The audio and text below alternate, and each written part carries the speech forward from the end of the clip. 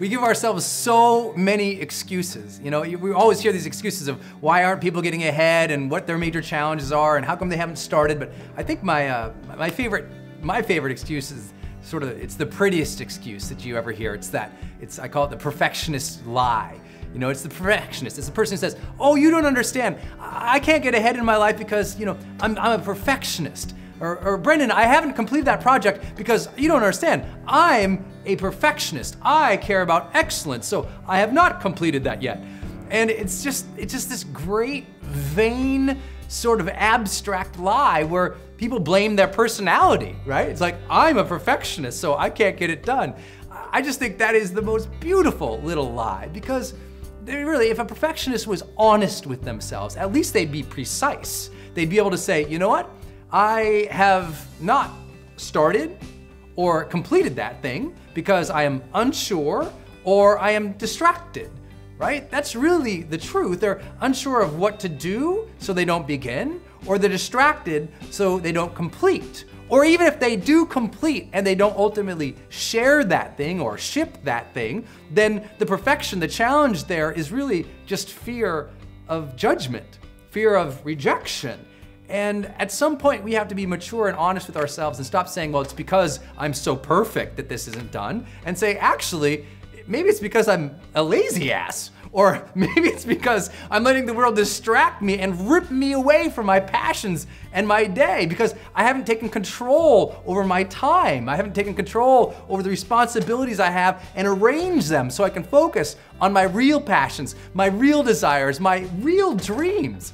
You know, at some point we just have to be conscious enough to say, oh wow, I'm not moving forward because I'm scared. I haven't completed this because I'm distracted. And realizing that scaring feeling, that fear of rejection or failure, it's not gonna go away. And it's not supposed to. There's some big ideological belief out there that we're never supposed to feel fear. And the time that we finally fear no fear, we can go ahead and crush it in the world. The fear is not going away. It's always going to be there. I've been backstage about to go out in front of thousands and thousands of people, terrified out of my brains. If I sat back there and waited until I was super strong and perfect and certain to go out on stage, I'd never be able to serve.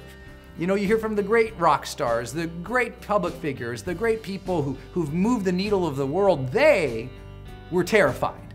They were scared, but they didn't stop. Even with the failure, on their mind, even with the fear in their body, that impulse running, they did it anyway because they used their higher conscious, their higher desire to serve, and they let that. What if, instead of being overwhelmed by fear, we became overwhelmed by our sense of faith? By we let ourselves overwhelm ourselves and say, yes, the fear is there, but I'm going to proceed anyway because I can make my difference.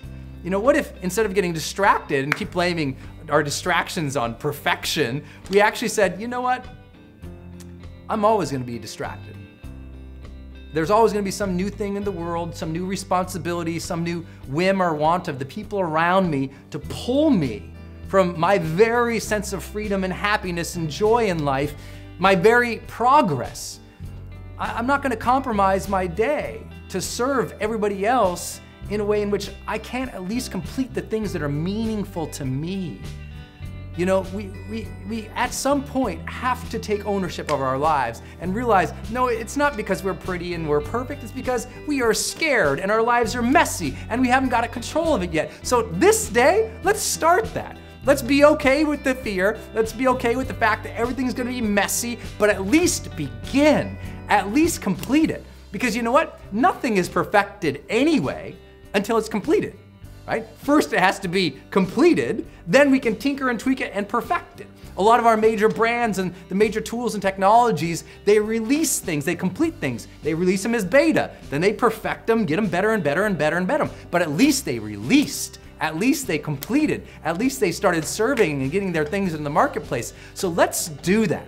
Let's get to work today. Let's stop fooling ourselves and saying, oh, well, it's just gotta be so perfect, so I'm not gonna begin because you don't understand, Brendon. I have to have things perfect because that's just important to me.